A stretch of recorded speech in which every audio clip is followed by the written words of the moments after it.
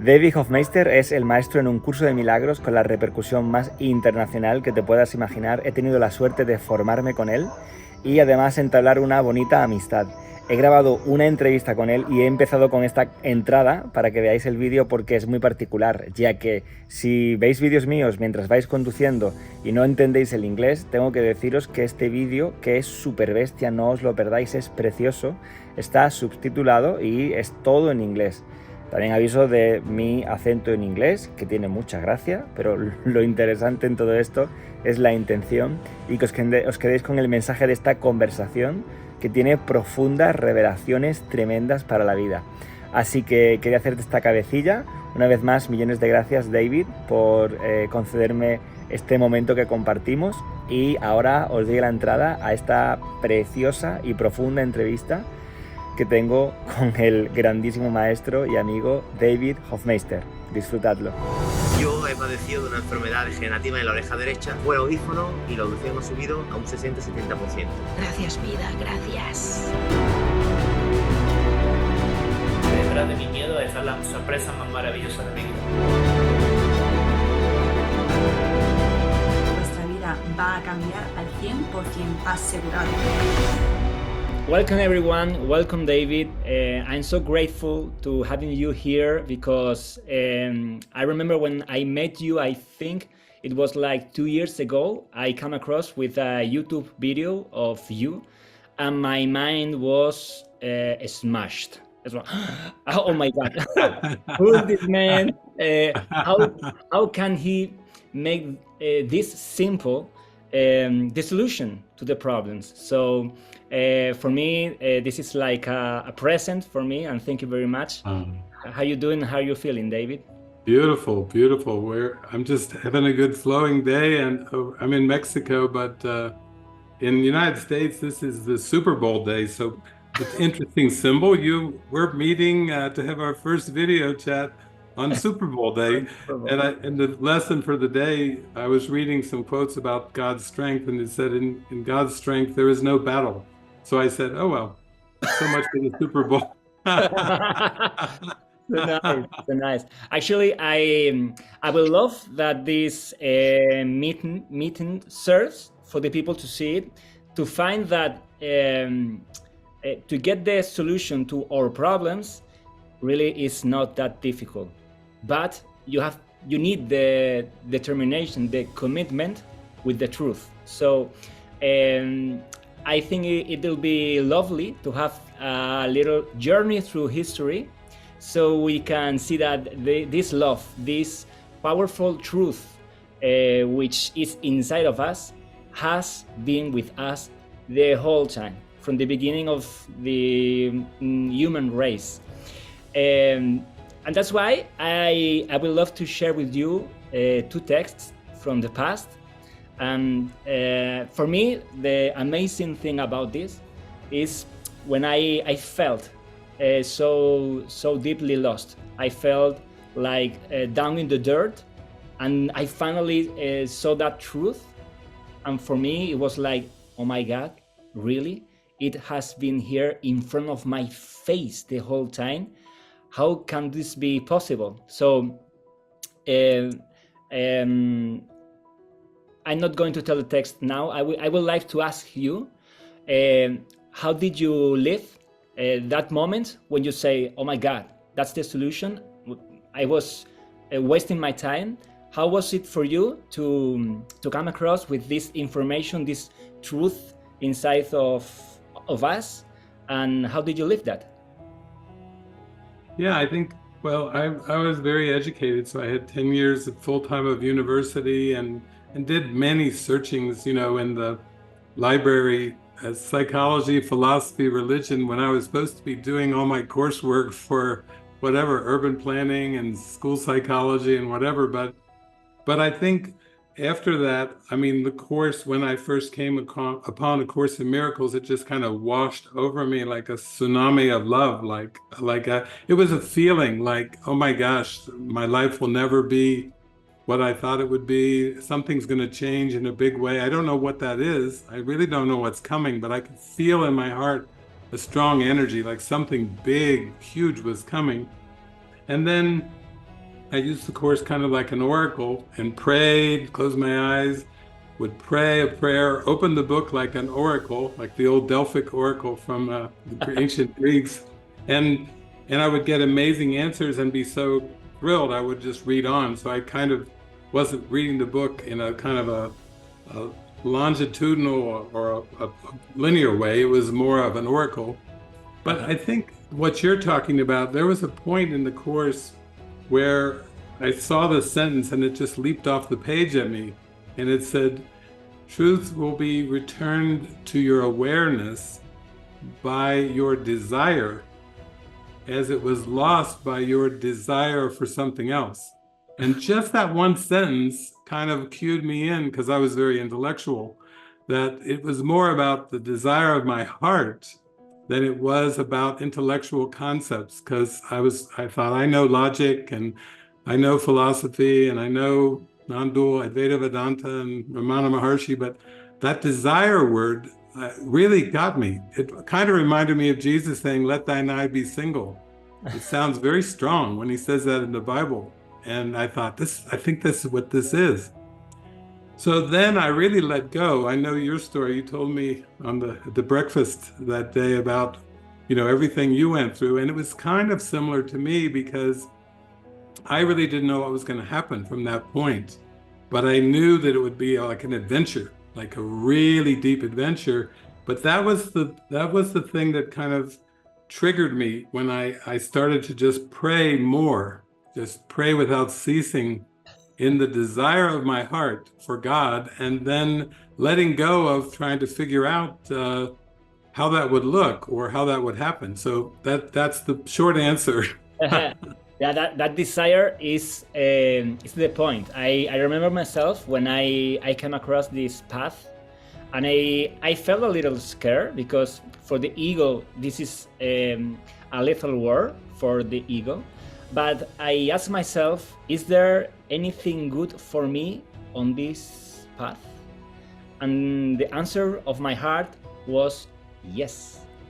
And here I am. I still don't know what the answer is. I'm just living it.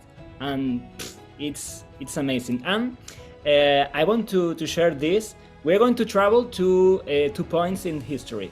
One is, you already mentioned it a little bit, is the ancient Greece. And also we are going to travel to the 17th century in Spain. And then we're going to travel to the 8th century before Christ. So, as a game, where do you want to travel first? To the 17th century in Spain or to the ancient Greece in the 8th century before Christ? Let's start, since I mentioned the Greeks, let's go back to the ancient Greeks before Christ. Actually, myself, I was, before I began my journey, I was in a very bad moment with my economy. And I went to the temple of Delphi. It was like 2014, I guess. I haven't begun my journey yet, but I was there in front of the Apollo's temple, and I prayed to him, and I said, please Apollo, I need money. I need it. I have a problem. I need it. And then after I came back to Spain, like 2 weeks later, I have this email from my bank, and they said, oh, you have 18 euros for you if you want to use them. And I was like, I don't know if maybe Apollo can turn into a bank. I was like, so I doubt it, but I finally took it, and I went broke. That was the best thing could ever happen to me, because as I went broke, I left aside everything I knew from the world. I tried my best and I couldn't do it. Finally, I managed to solve everything in my mind, and nowadays I don't have this economy problem. Actually, it's the opposite. I have freedom with my finance, and it was all because of Apollo. Actually, he gave me the answer. I said, I want the money. And he said, okay, this is the thing, is taking you out the money in your life. So for me, it was like, in the first time, it was like hell. I felt like, oh my God, how is this possible? Yeah. But actually, it was the right path. Do you have any such story like this, where you have this moment when you say, oh, I think I was asking for love, but I am getting trouble? How does it work? Do you have any story in this sort of, or maybe what's the point of view you'll give someone who comes to you and said, David, I want to find the man of my life, but I only see bastards inside of my head, in front of my face. What would you say? Yeah. Well, I think that's kind of the way I see miracles. They're like an out of pattern experience that comes as a huge blessing and leave you with a big smile on your face, because it's so, we'll say it's unexpected. You know, it is for us at the beginning, of course, they're very unexpected. It's kind of almost startling in a good way, a pleasant surprise. And I had that many, many times along the way, but I do think way back when I was just traveling all over the United States and Canada, round and round and round, like the mystic peace pilgrim. She used to walk around and around the United States and Canada. I was taking a little car and some trains and so forth, but I actually was, it was winter time, and I was in a little peace house that I have, and basically I was praying and praying, and then I got a message from a man I had never met, who was about 2 hours away drive. And I was planning to go on a trip that direction, right through that city of Indianapolis. And his name was David. I said, nice synchronicity, David. I go there, I meet David. His name was David Powell, and I never met him. He said, let's take a walk in a nice park. Well, it was winter, it was cold. We all had our jackets on. We were walking along, and then he just said, I'm hearing that you're supposed to take this message to other parts of the world, because I know how it's gone for you from local to more international. This is that moment for me. So I said, well, he said, have you ever thought of that, going to other countries? I said, well, I go to Canada, and, and I don't need a passport. And he says, no, I meant much more than that. And so he said, do you want to? And I said, yeah, I'm for Jesus. I will do anything. I'll go anywhere. And he said, well, tell you what, I travel a lot as a businessman. And when I go to South America, I travel to with a lot of airlines, Grupo Taka, and lots of different airlines. And they had a contest. I said, a contest? And he said, yeah, Latin American contest. If you go to these cities and you fly on these airlines, you go to these hotels and you do these things, there's 3 prizes. The top prize is 1 million frequent flyer miles. I said, 1 million frequent flyer miles? He said, yeah, I won. I won the contest. And I said, so you have 1 million frequent flyer miles? He said, yeah, on South America Airlines, lots of them. So he said, here's my idea. I want to take you and me and 2 friends of your choice down to Argentina. And we'll go ejecutiva, and it's going to be great, and we'll just share the miracles and have a great time. And I said, I think I need one of those thingamajiggies to travel. And he said, passport, David. It's called a passport. You don't even know the name. I was that clueless because I didn't need one. And so I was still walking to the park. I got my cell phone out. I called my mother, who was in Cincinnati, and I said, do you have a birth certificate? I think I need to get a passport. She said, I'll look for it. And sure enough, some weeks later, there I was, went to Argentina, didn't speak the language, but before I got there, I didn't know anybody from Argentina either. Before I got there, Course in Miracles facilitators had arranged 19 consecutive gatherings for me on 19 consecutive days in Buenos Aires, Martinez, Mar del Plata, around to the south. And I was like blown away. And the Spirit came through me so strong when I was down there with this David and with my 2 friends, rested and carry. And it was like a revival. The women were running around like a revival, and it was so much joy. So that was how I got into international travels. And since then, I've been to 43 other countries, so 44 total countries. But that was the miracle that kind of blew my mind open into, okay, I'm not in charge, and I don't have to figure it out, and I don't even have to figure where the resources or finances will come from, because I'm not in charge of any of that. So that was my big miracle right there. Kicked it off. So nice. So I'm going to share this text I have from Delphi. There are two main phrases which are really famous, but then I want to talk about a little longer text. It's not so famous, that speak a lot about the exact same message is in the Course of Miracles. And the first two phrases, which are the most famous, are know yourself and nothing in excess. For me, just I want you to speak about these two phrases, but I want to share one first revelation I have about the second one, because nothing in excess. Here, actually, in Spain, I don't know if you understood it like this in the United States, but it seems like for having a nice life, you need to not have a lot about anything. Nothing in excess. It's like even if you're a little poor, you are more in connection with God. And actually, this is a bad interpretation of the original Greek text, because what it meant was nothing that exceeds you.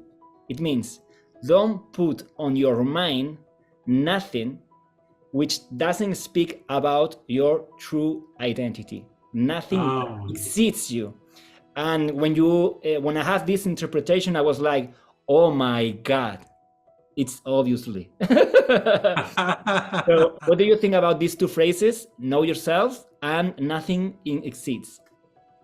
Yeah, I think that's probably the first phrase is the one that I've quoted the most in all my travels and all my talks with people I meet everywhere, because I always loved that when I read that from the ancient Greek text, know thyself. I just said that's two words. It's almost like those two words that Jesus spoke, judge not, but this even points at what's there, what can be known, your real self. And I felt like this world was kind of a search for identity, and then this was the answer there. The ancient Greeks were saying, we'll give you the answer right away, know thyself. And then the second one, which you've described and explained so eloquently, yeah, that really resonates, because to me, that is the essence of the teachings of A Course in Miracles, of all non-dual paths. All the ancient scripts and the Vedics and everything are all pointing to don't put your mind or attention on anything, because who you are is beyond things. You are no thing. And you are something that's so magnificent that's where you need to keep your full attention. Yeah. That's so nice. So this text is, I have the whole text that was written in the temple when you came to the inside to speak with the God, to everyone who went to this oracle of Apollos in Delphi, wanted to ask the God anything about picking the right decision about anything in your life. No, so when you are about to come inside of the temple, there is a whole script there that is like a warning. It's like, okay, you are going to come inside the temple to speak with the God for answers, but first you need to know this. I'm going to read the text. There is only, I think, one ancient word, which is arcana, which means mysteries. But the text goes like, you need to imagine someone is going to ask something to Apollo, but first, this is the important thing. It says, I warn you, whoever you are. It means it doesn't matter you are a king or you are a slave, it doesn't matter. I warn you, whoever you are, who wish to fathom the arcana of nature, means the mysteries of nature, that if you do not find within yourself what you seek, you will not be able to find it outside either. So this first phrase is like, whoa. Yeah. But do you want to share some thoughts about this phrase, or I read the whole thing? Well, what you just read is reminding me of the kingdom of heaven is within, meaning the kingdom of heaven, who you are, your identity is to be found through a recognition, not through a search in images or in linear time. That's what I see as without linear time and all the images, which is what humans are raised in. You know, that's kind of the environment that is believed to be real. The default program is not really real, and you won't be able to find it in that program. So that's just so beautiful. That's like, that would be the best thing you could read before you would go into the inner chambers of the temple at Delphi. Wow. It doesn't stop there, but just with that, for me, my mind was blown, because it's like, wait a second, this message has been with us ever since when? It's like, and I remember this phrase of A Course of Miracles that says, God speaks to everyone. The question is, who's listening? Yeah. So the second phrase here, it says, if you ignore the excellence of your own house, how do you expect to find other excellences? If you don't have a nice image of yourself, how is it possible to find it outside? Yeah. That saves a lot of time right there. That's a shortcut. And it was in the 8th century BC. It's like, oh my God, what have we been doing? Then it says, the treasure of treasures is hidden in you. The treasure of treasures is hidden in you. Men, know yourself, and you will know the universe and the gods. Oh, wow. That's why we love the ancient Greeks, because it's all there. It's been there for centuries, even centuries before Jesus walked on the earth. There it was pointing the way. Yeah, for me, it's A Course of Miracles. It's the message. It's right there. And after reading this, before going into the chamber, then what are you going to ask to the God? It's like, okay. It strips away a lot of your questions before you get in there to get naked in your heart and mind with God.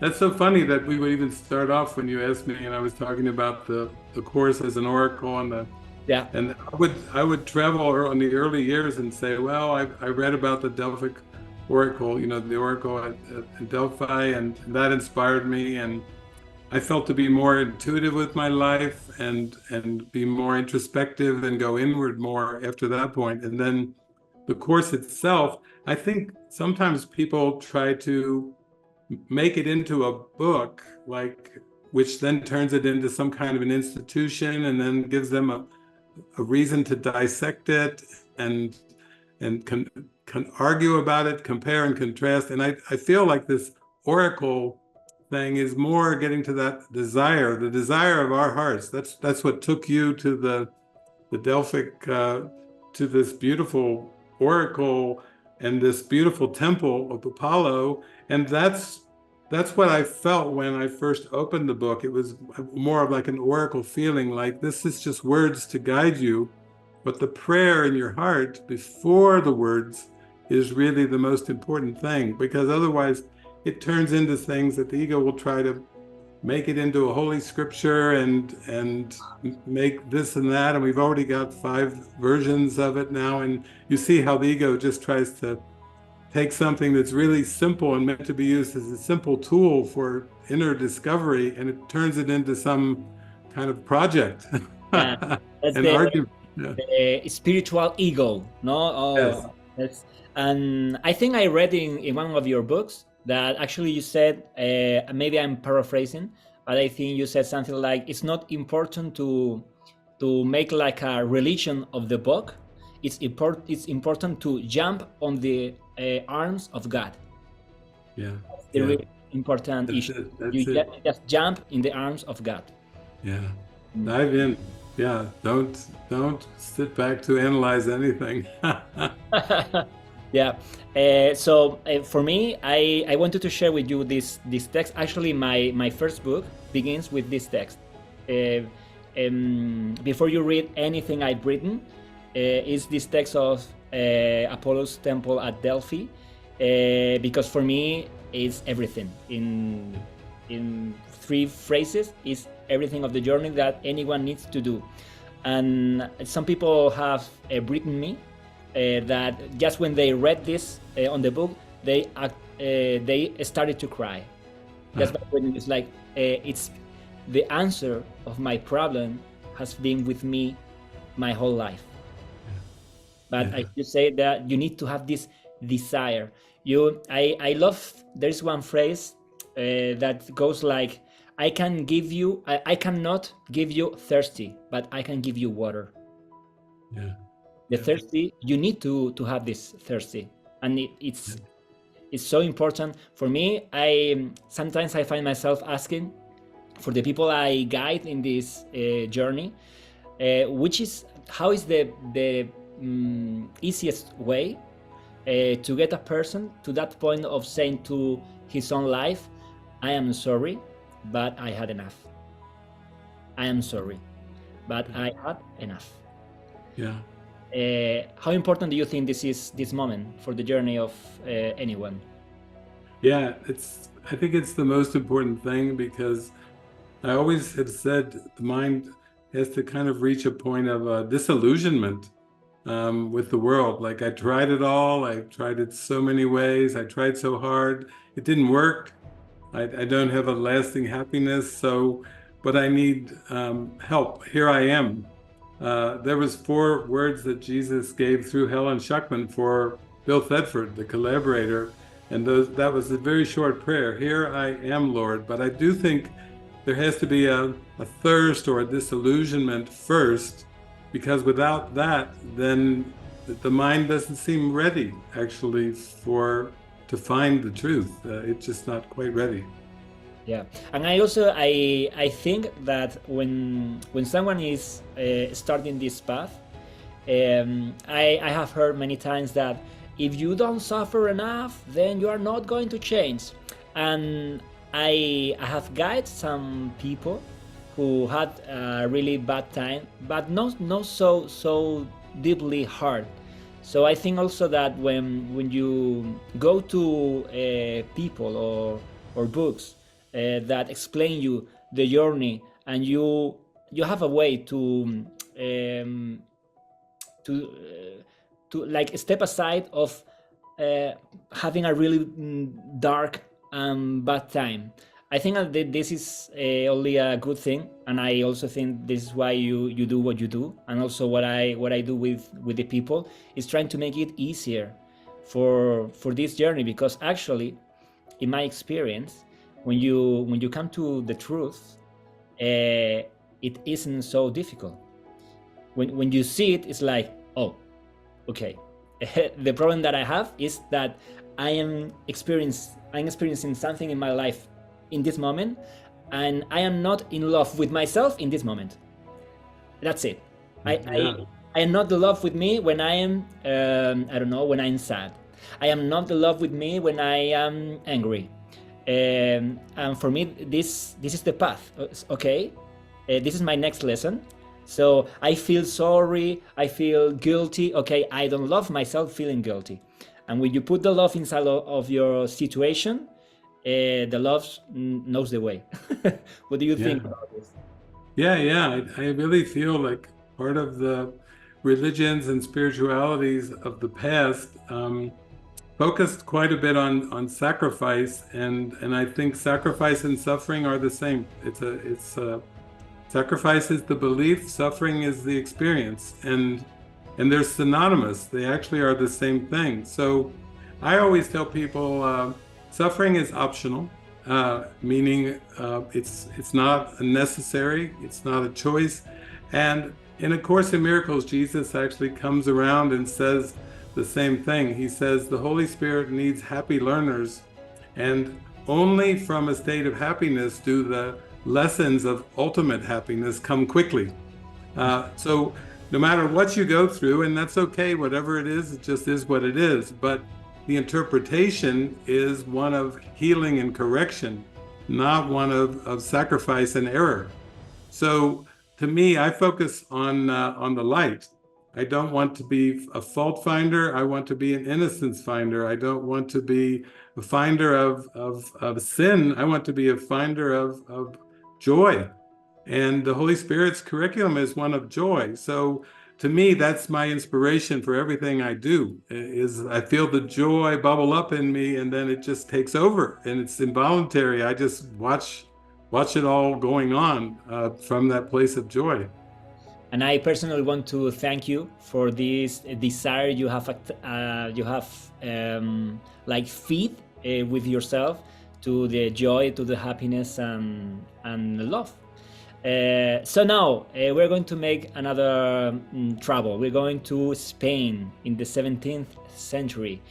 I'm going to read some verses of a Hispanic theater piece, which when I was at drama school, I studied this text. This is a translation into English, so it doesn't rhyme.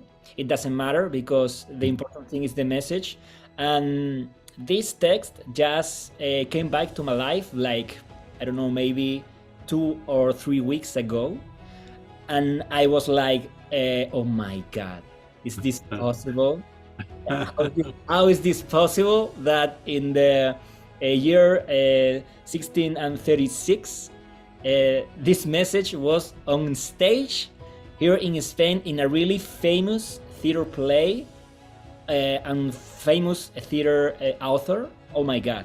So the text goes like this. It says, I just picked some phrases. It's not the whole text, but for me it's like the smashed ones.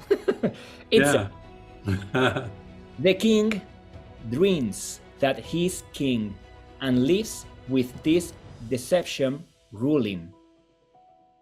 I will say it again. He said, the king dreams that he's king and lives with this deception ruling.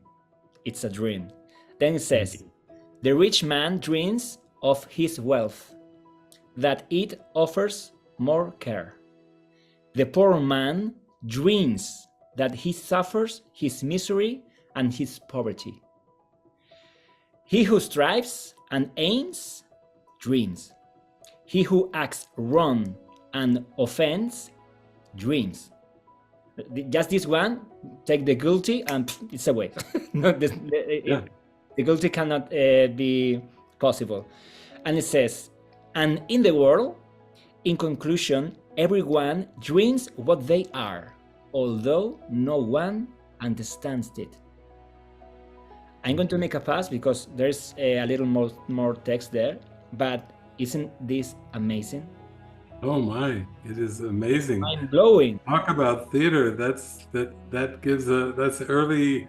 For me, I love to go to movies, but to imagine sitting in the audience and just letting those words wash over you, come through your ears. Oh my. Yeah, it ends with this text.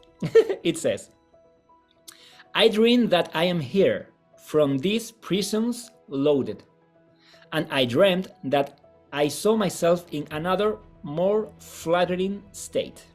What is life? A frenzy. What is life? An illusion, a shadow, a fiction. And the greatest good is small, that all life is a dream, and dreams are dreams. Wow.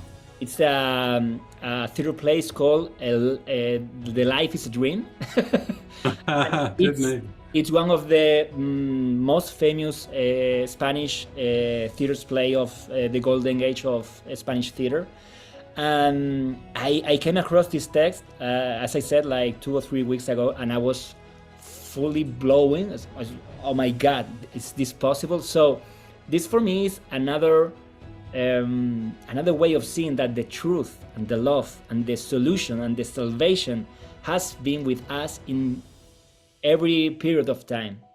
So I just want to share with you this text. What do you think about this? Yeah, it reminds me of something I read in the course recently, where Jesus said, happy dreams come true, not because they are dreams, but because they are happy.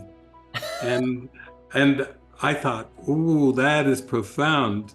And then it reminds me, when I was growing up in the United States, we had a song we would sing, row, row, row your boat gently down the stream. Merrily, merrily, merrily, merrily, life is but a dream. As a child, that I would sing that song. My mom would sing that to me before I would go to sleep. So I kept hearing my mom singing, life is but a dream. Those were the last words I heard before I would go to sleep to get ready for school the next day. So I think that's, like they say, a little child shall lead them. That is so profound that would actually be as part of a theater. Life is a dream, you know. It's great. And it seems like we discover these little gems as confirmations, like everything you've devoted your life to. And then a couple of weeks ago, it's almost like a delightful thing, like getting a dessert, a piece of candy on the way from the Spirit, you know. And we're just squealing in happy delight with these little things that we're finding along the way, like finding a shell on the beach as we're walking along that we recognize and we feel. It's just profound. It's so nice. And also when I share this with the people, sometimes someone says, but if everything that we are living here really doesn't matter, so what? And I get that. That's the ego coming to realize that yes, that's actually the truth. I said, no, that's the good news. The good news is that nothing really matters. But I also said that you need to be careful if you use this in the name of the ego, because it will destroy you. But if you put yourself in the position of, okay, everything here is a dream, it's an illusion, but it doesn't have the power to make you experience yourself as what you really are. That's the commitment. Okay, this is a dream, this is already ended, the time and space is an illusion, but it doesn't have the power for make you put your steps in the wrong way and experience yourself here with what you are not really in your truth identity. What do you think about this spiritual ego that come in this position of rebellion? The world doesn't matter, I don't like it. I want it to matter. Yeah. What do you share with the people about this? It's a good start. I mean, Madonna, the singer, did an album called Ray of Light, very deep, very profound. And she had a song called Nothing Really Matters. But the lyrics inside the song says, nothing really matters. Love is all we need. Everything I give you all comes back to me. It had the whole package. So when people say to me, well, if it's all an illusion, then I can do anything. And I say, well, you should understand how the mind works. And they say, how does the mind work? And I say, well, there's a line in the Course where Jesus says, what you do comes from what you think. And it is with your thoughts alone that we must work. So, and it says another part, the Holy Spirit looks not to effects, like this world is a projection of unreal effects from an unreal cause, the ego. But and the Holy Spirit looks not to effects. But the thing about it is, you have to really pay attention to your thoughts and how you feel. Because even if someone told you the world was an illusion and it didn't matter, how do you feel? And what are the thoughts that are passing through your consciousness? Because what you do will be an automatic mirroring of what you're thinking and feeling. And so I tell people, let's get back into the mind, because if you just jump to the nothing matters, which then you conclude that means my behavior doesn't matter, it takes me back to philosophy too, because there was the time of Christ, and then there was the time right after the time of Christ where there was many teachings swirling around after Jesus had just left. And there was a group that were actually feeling that what Jesus was teaching was that the world was an illusion. And yet they tried to practice that, because then they said, well, that means pleasure is an illusion. So we will just indulge in everything that's pleasureful of this world to prove that it's an illusion, but they got lost in that, because they didn't have the depth of wisdom that was underneath it. So I usually take quite a lot of time to talk to people, because they're trying to make a quick conclusion. If it's all an illusion, then nothing matters and I can do whatever I want. And I said, well, if you try that out, I think you'll find that you still have a question that is unanswered. And that's what we really need to go for, is the answer within. So miracles are involuntary there. Then you're just in the joy of the miracle, and then it's as if it doesn't matter, but you're in guidance. You're carried by the guidance. That's the missing component there. Yeah, and also you said one thing earlier, that is when you get to this state of mind, when you want to be like, you want to live the moment with passion, with joy, with like a child, actually. Because for me, I think that returning to a child mind state, it doesn't mean that you need to depend of adults to develop yourself on the world. No.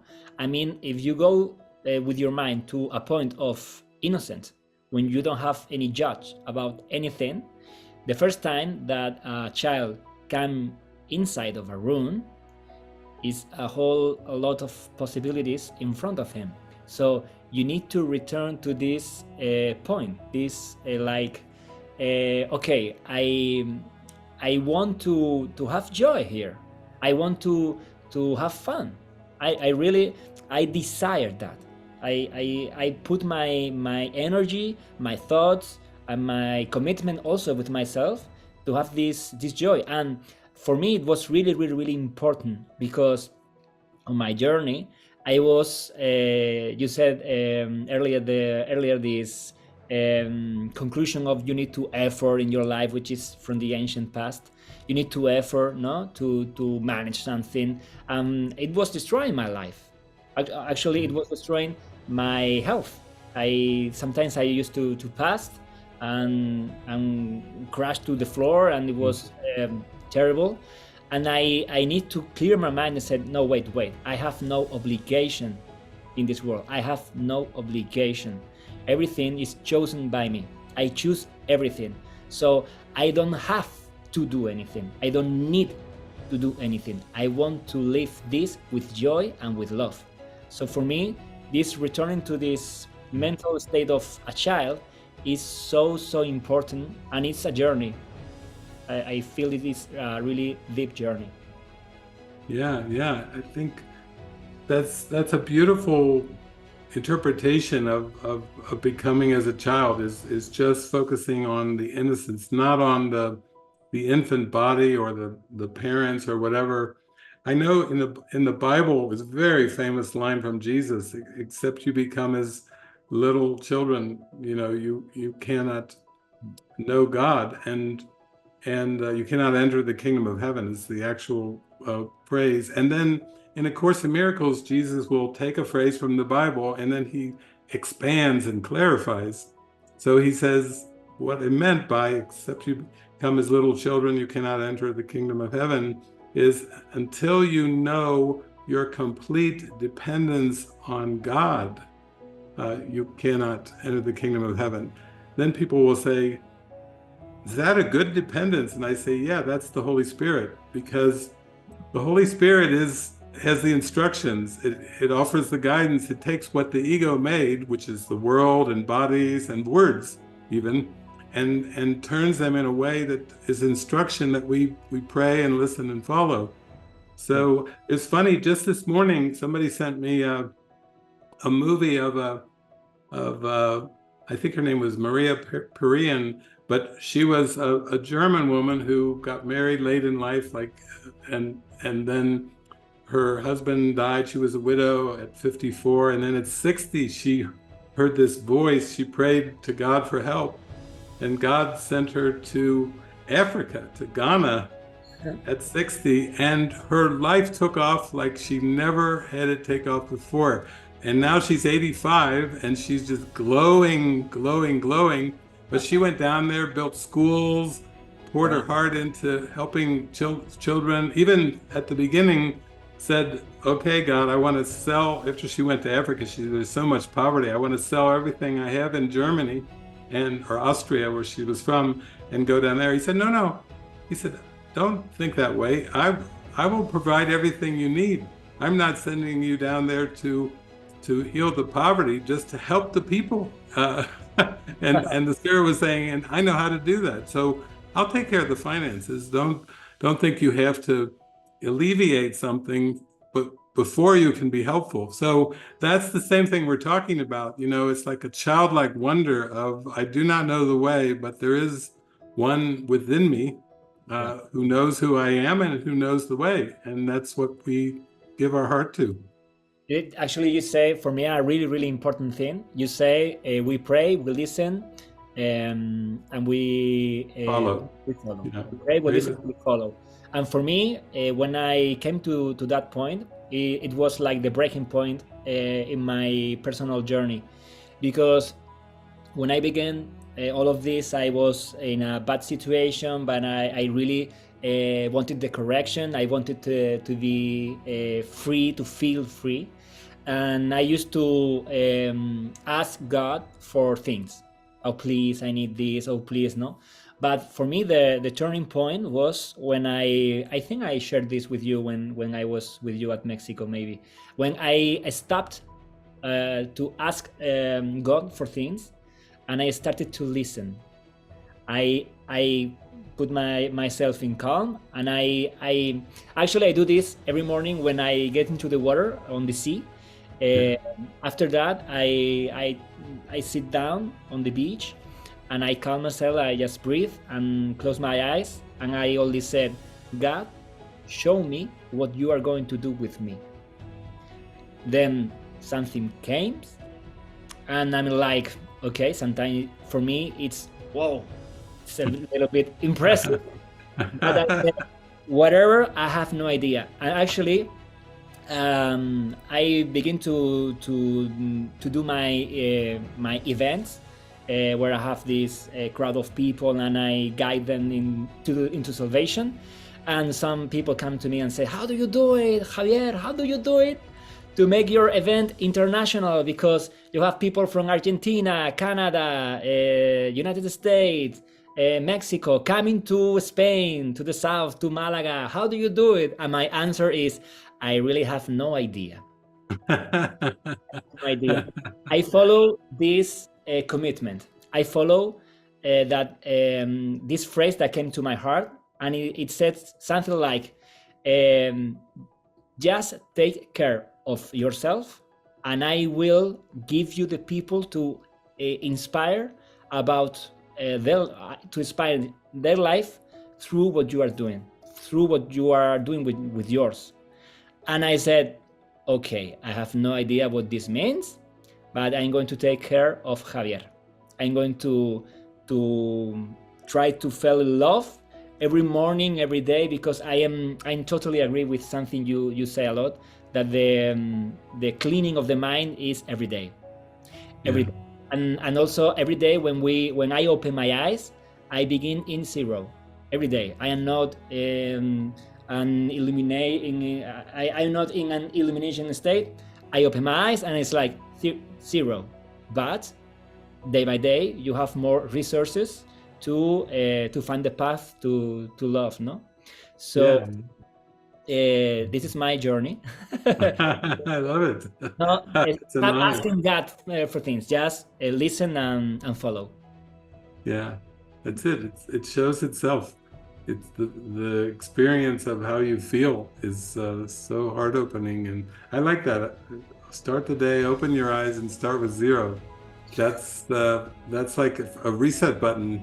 A very good thing for the day, because then you're open to be shown. You don't have previous ideas from the dreams at night or the previous days to deal with. Yeah, 0. And also, I think this is good for the spiritual ego. It's like, oh, I have read thousands of books. I have been to many events, and I still hate my father. Because every morning you start at 0. Okay, calm, calm. Yes, use the resources, no? And I think that's why A Course of Miracles, because actually all these messages that we have read from the past are so powerful, are so deep. But actually, through the mind training of A Course of Miracles, for me, is the way to set your mind to live on that terms. How important have you seen it is for you, this mind training with commitment? Yeah, I think everything in my life is focused on that mind training through commitment, because I think if you have a desire for the mind training, but you don't really commit yourself to it, it's like the top priority, then it just is delayed. You know, you may seem to see a progress, but it's not what's possible. It's just a potential, a fraction of what's truly possible. But when you commit to the mind training, then that's like a filter that you look at the world through. You know, it's a burning fire in there, and no matter what is occurring, you notice how you feel. And if you're not happy, then that catches your that's like a red flag or flare going up the instant you're not happy. And that's very different from being a human being that's concerned about outcomes and future goals. Because when you told me that story about how you were in a financial crisis situation, and then you were simply told, get out of the way, I'll take it from here.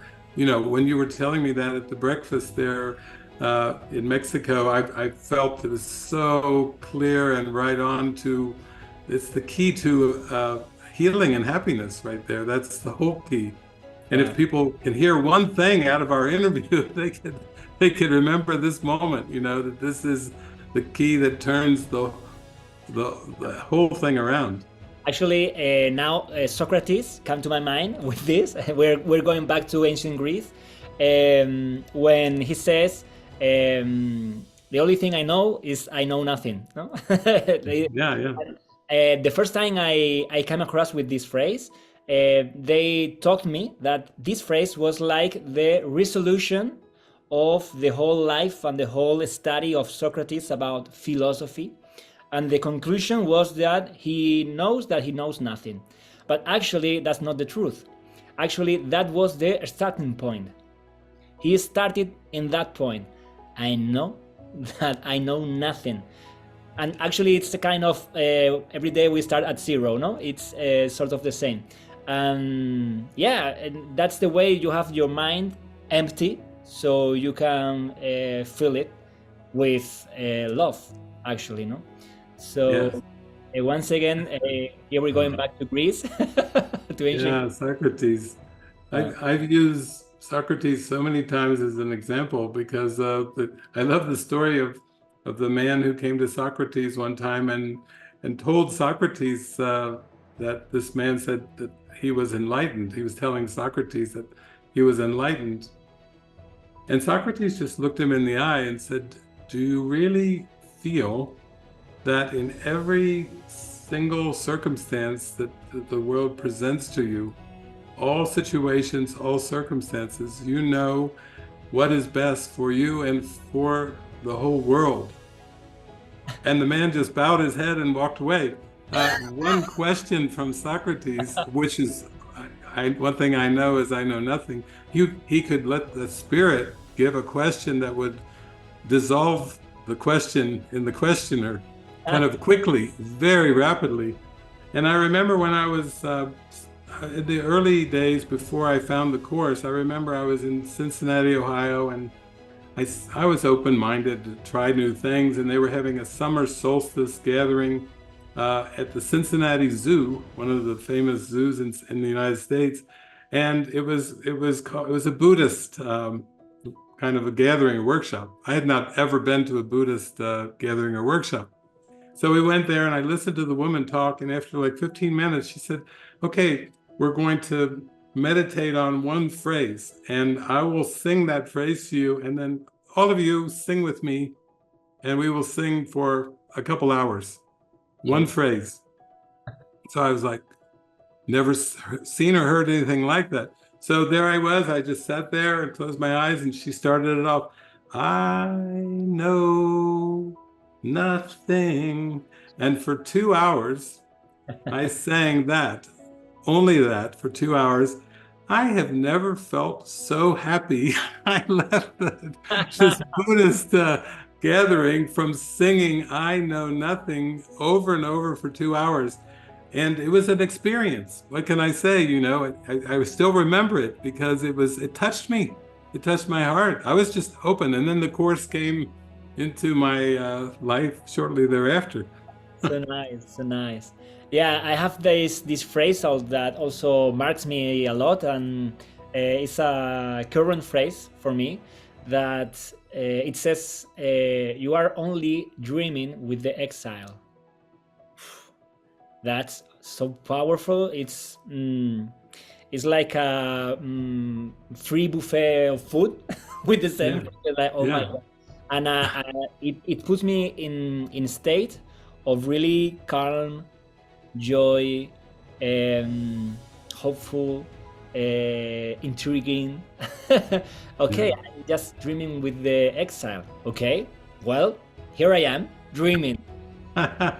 And I do. Or what should I do? Yeah. Oh, thank you for sharing that. That's going to become a popular phrase in my mind now. I remember, I think it's in the course, I'm at home in heaven dreaming of exile. At home in heaven dreaming of exile. This phrase is from A Course of Miracles. And yeah, lovely. When I came across with that phrase, I was like, oh. Oh, it's so nice. And for me, this is like my capital phrase, maybe. Like this, through the whole past year, I have carried this phrase with me the whole time. I'm only dreaming of the exile. Okay, let's see what is Yeah. I remember too our first meeting in person, where we were at La Casa de Milagros at the Halo Room.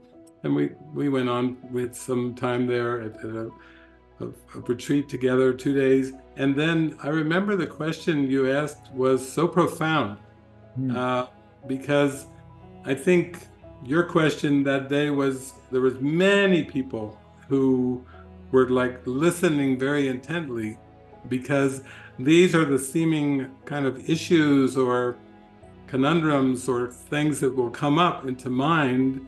And for many people, that's like a very, very challenging situation. The question you brought up, people would say, where do we go from that? But I remember I started talking about hypotheticals. You know, the whole world is hypothetical. If the separation happened, what about this from the past and what about this from the future? You know, that's kind of putting it into a little kind of a thing. But that actually applies to every issue. Absolutely. It takes you more quickly to the present moment, because it starts to unwind the human self-concept in time and space pretty quickly, like that painting behind. Yeah, It's like a swirl of energy. I have some news about that situation I asked about. For the audience to know, I ask that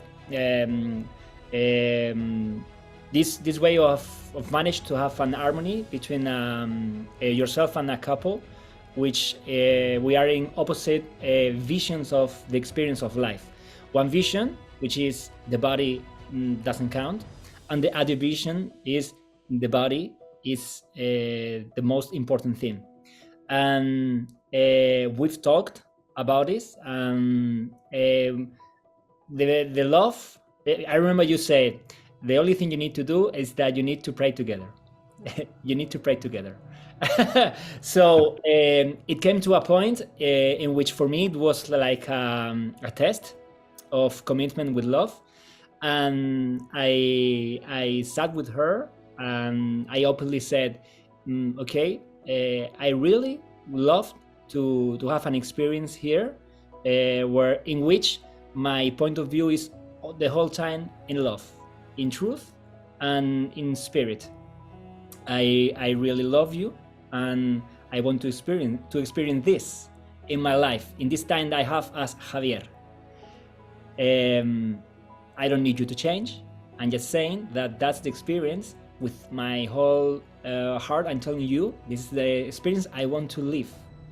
And for me, this is the most important thing, to experience this life as Javier in love, in spirit. I am not on taking the body too serious. I don't mind to talk about the body. I don't mind. I myself is still, I believe I'm in the body. I believe I am Javier. When I come across a mirror, I look at the mirror and I say, oh, that's me. That's my illness. I'm sick, as everyone. But for me, I want this commitment and I don't want to change you. I want this for my life. And I say this with love, and I put God here in this conversation because this is what I want to experience. This is a dream and I want to use it like this. And the magic happens. We came to a point of dissolving the personalities. It doesn't matter. Javier doesn't matter. And she herself doesn't matter. It's the experience. And harmony has come to my life in this relationship in a way I could never imagine. There is so much love now, so much. We feel so grateful to share any moment, and in every corner or in every way of our relationship, everything has gotten up to 11. It's the presence of love, and for me it was my test to say, okay, with my whole love, I don't want to change you, and I want to experience this. What do you say? And she said, you know what? I was coming close to that. I just wasn't telling it to you. Okay, so let's talk. And this commitment with love, actually. It's and we are going to have these tests. It's like a video game, or sort of. Yeah. Like a video game. This is the next level, and you are going to be put on check. So how commitment are you with yourself? And thank you for your answer, because it gave me breath, and it gave me like a direction. And the result is this: when you put love and when you put God in your decisions, it doesn't matter if it scares you. Just do it. Doesn't matter. Just do it. That's profound. That's so profound. Yeah, I remember that when I did you that question, you say, oh, the dissolving of the personality. Oh, what a great. Yeah. That's it. And you jumped into it. Yeah. Yeah, and I said to people, I want to be happy. When the people said to me, I want to be happy, I say, okay, are you willing to pay the price? I don't mind the price. I want to be happy, okay? If you want to be happy, the idea that you have of yourself needs to die. Wait, what? Yeah. Yep, you want to be happy. The idea, the identity that you think you are needs to die. Are you willing to die to be happy? It's not you who dies. Actually, it's an idea. It's in the mind. Yeah. But that's the test. It's Yeah. there's a fire line, or you cross it, or you don't cross it. Yeah, that's it. You are a true teacher of God, that people feel your love, your joy, your welcome, your happiness. They come to the seminar, to the workshop, and then the Spirit comes through with complete truth, uncompromising truth, and that is that's what we want. When we turn to God, we say, tell me straight what I need to hear. So your workshops and seminars and the books help to draw people. They feel the joy, they come in, and then it's time for truth. Yeah. To speak the truth. Yeah. Yeah, and only the truth will set you free. Yeah. And It's for so me, the nice thing of this meeting that we're having, and also with the people who is watching this, is to have this clear. The truth, the solution, the way out of the problem that you are living is right inside of you. Stop searching it outside. It's not there.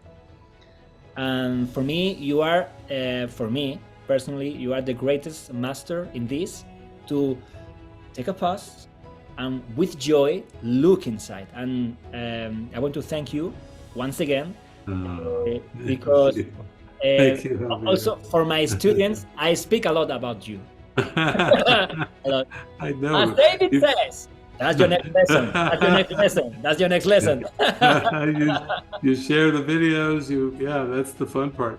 It's kind of like that parable in the Bible where Jesus said a man went to a place and he found a pearl of great wisdom, and then he sold everything he had to get that. You know, he let go of everything for it. And that's how we feel when we come, like those ancient texts from the Delphi Oracle, from the theater play that you found. We want to give them away. As soon as we read it, we go, oh my God. Oh, or as they say in Spanish, adios, to God.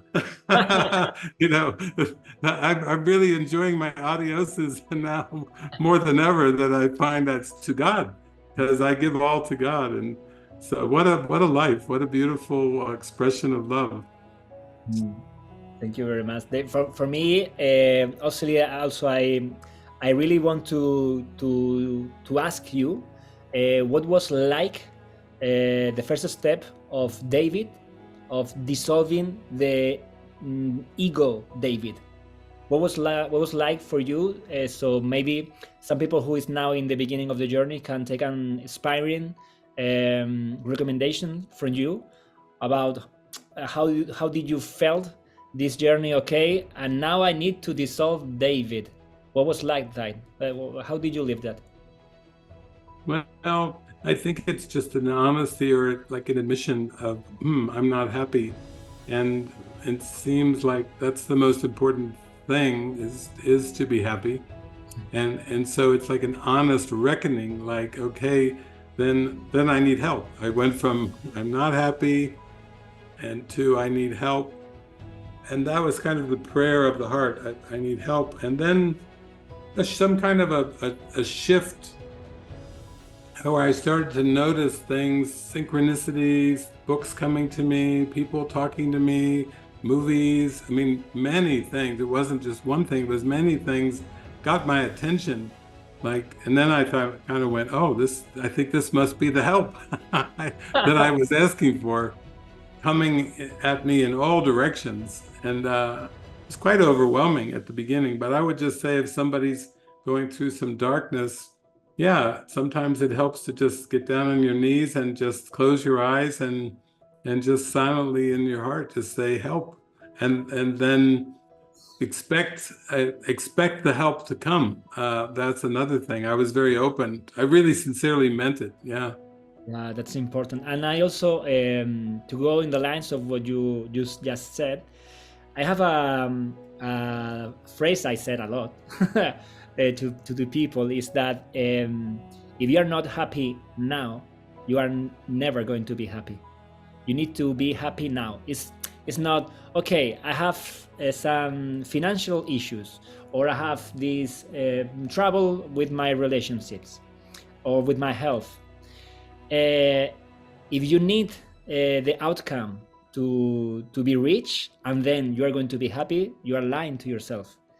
I said, if you are not happy being poor, you are not going to be happy being rich.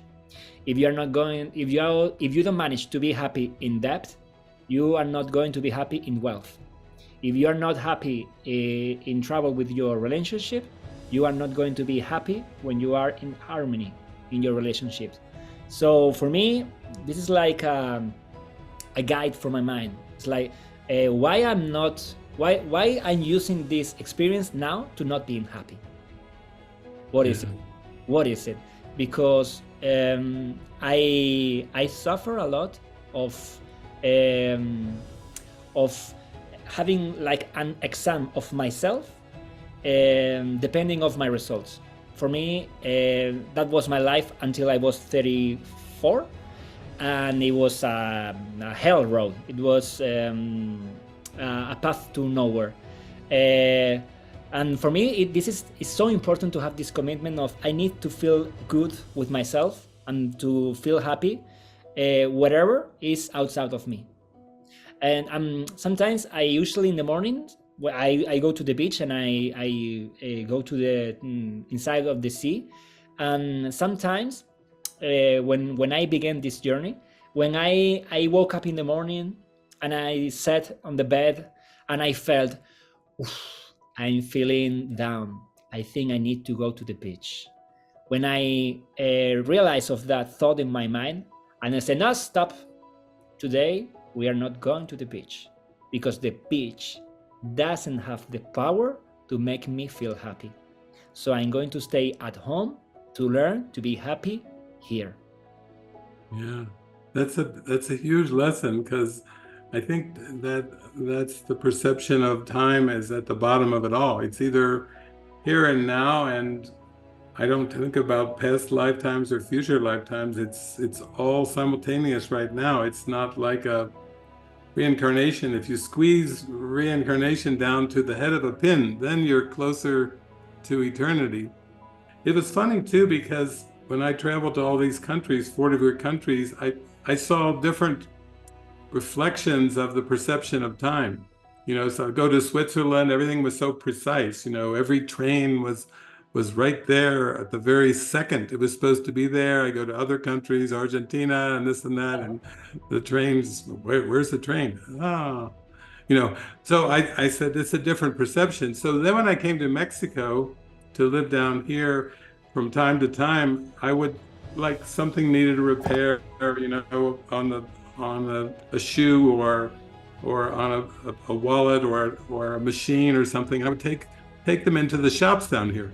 And when I would say, when will the repair be completed, they would just always tell me the same thing: mañana, mañana. and I thought, how fantastic! So I learned ahora, you know, means now, and mañana, mañana means not now. It doesn't actually mean anything about tomorrow, because I was listening, I was watching them with a smile on their face. And they were telling me very relaxed, mañana, mañana. And I learned that meant not now. And I thought, that's it. The wrong mind that the ego is, that Jesus talks about is tomorrow, and now is everything. So we were experiencing the joy of now, the holy encounter, like, oh, you're adorable, so are you. When will my shoe be repaired? Mañana, mañana. Not now. And okay, great. And then there's no expectations either to stop in and ask, you know. It's just like, they'll let me know. And in the now, in the now, it's always the now. So that was very touching for me. Yeah. Also, I find a really interesting way to see the reincarnation issue, which is very popular also in a lot of spiritual ways, the reincarnation. But when you get to A Course of Miracles, and actually it explains you that time and space is not real. It's just an illness that you have in your mind. I'm going to make this drawing about reincarnation. So I use this to blow my mind with the issue of reincarnation, and also to blow the minds of the others. No, it's like you have this line. Imagine this is the time. No. Yeah. Maybe this is 2024. No. So I say, okay, time doesn't exist. It's just in your mind. It doesn't go linear.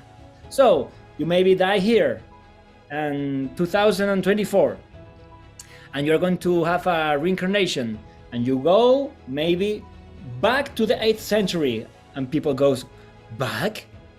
But I need to be reincarnated in the future, no? Said, no, time doesn't exist. What do you mean reincarnation in the future? In the future, why? Maybe next time you go to 3013, and then you go to the 8th century before Christ in Delphi. So this, as time doesn't exist, you are going like this through this illusion.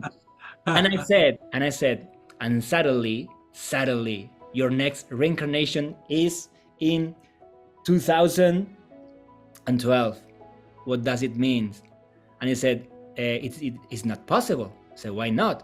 And they said, because I was alive in 2012 with this other life until I died in 2024. Say, okay, so now you are in 2 reincarnations at the same time, isn't it? So who are you living with? And they say, okay, now this, and make the whole journey through the whole human history.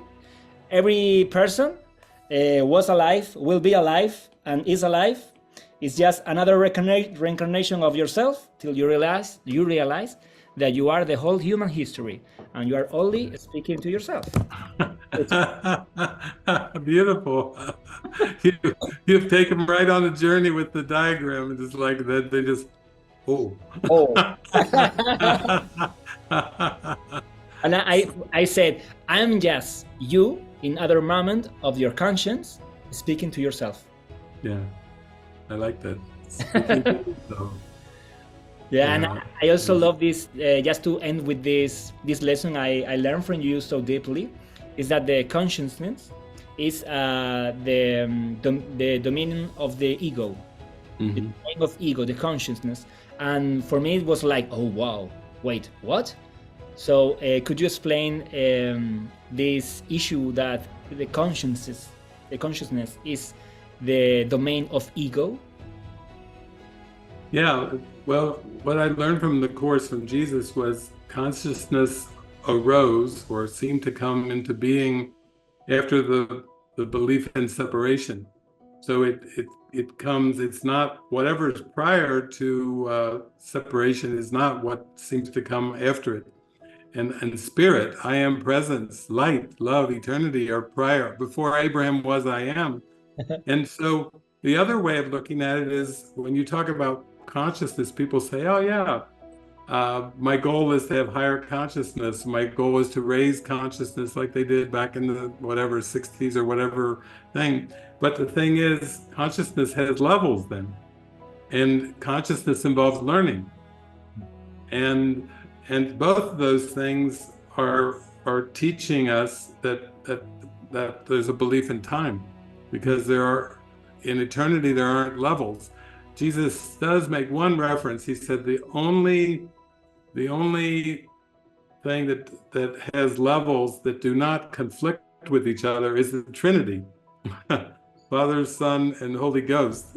Those are distinctions, like the Holy Spirit takes on a symbolic teaching function of a voice for God and uses words and gives instructions in time, which don't really, they're just symbolic, because eternity, the Holy Spirit's an eternal creation of God. Christ is an eternal creation of God. God's an eternal creator. So it starts to take it away even from the teachings around Christ consciousness, because Christ is the I am presence before consciousness seemed to arise. And that just gives us more reason to just let it all go. You know, it's what's the point of trying to find out from a psychic where you are on the ladder of consciousness when you aren't? That's like your reincarnation thing. That's just still believing in time. So yeah, it's not to deny consciousness, because Jesus says consciousness is the receptive mechanism of the mind receiving messages from above or below, meaning from the spirit, the right mind, or the ego below. But even that is just, it's helpful just as a stepping stone, like you did with your partner, where you just said, okay, I'm here to commit to love. I love you, and I don't judge anything about you. And then everything is wonderful. Suddenly, it's the same way, I think, with consciousness. You know, we don't have to get drawn into questions around consciousness. We just have to pray and listen and follow and keep it simple. Yeah, that's so lovely. When you put this world, when you put your thoughts, when you put your actions guide through the spirit, this experience really turns into something really beautiful. It's a joy. Yeah. So David, thank you very much. It's been amazing. I have a wonderful time here with you. And for the people who come across with this video, can you tell them how can they reach you, or how can they get in touch with you? Yeah, I have a main website. It's davidhoffmeister.com, and then YouTube, as you know, you came across some videos. I just have a Course in Miracles, David Hoffmeister YouTube channel, and a whole Living Miracles community Course in Miracles channel. So those are ways, it's fun to explore some of the videos from many, many years. Yeah. Anyway, I will let in the description of this video all the links so that people can get in touch with you. For me, it's been a deep pleasure for me to share this time with you. I know I'm going to see you soon. Beautiful. I hope so. I love it. God knows. Thank you very much, David. Thank you. Desde Miami vengo, he cruzado el charco para estar aquí. Ha sido la hostia. Maravilloso. Desafío. La solución está en mí. Yo he estado el otro día en uno en Madrid que no me ha motivado, y la forma de comunicar de Javi ha sido impresionante. Cómo identificar los miedos, ese bucle y atravesarlo. Soy una profesional, terapeuta, y tenía herramientas, pero es que Javi tiene tantas que es imposible irte con lo mismo que venías. Lo que más me ha sorprendido ha sido la verdad. He sentido como mucha verdad. Pasaron muchas más cosas de las que pude haberme imaginado. Tiene una manera hermosa de hacerlo incómodo, hermoso, y entonces te abres. Te estás riendo constantemente con él, entonces no es algo que se te haga como pesado. Comprensible para las personas que a lo mejor somos más estéticas. Respuestas que no lo he encontrado en otro sitio y aquí sí. Siento liberación. Es más de lo que me esperaba. Ha sido un fuerte de verdad. Con Javi es como que ha sido un antes y un después. No tiene precio.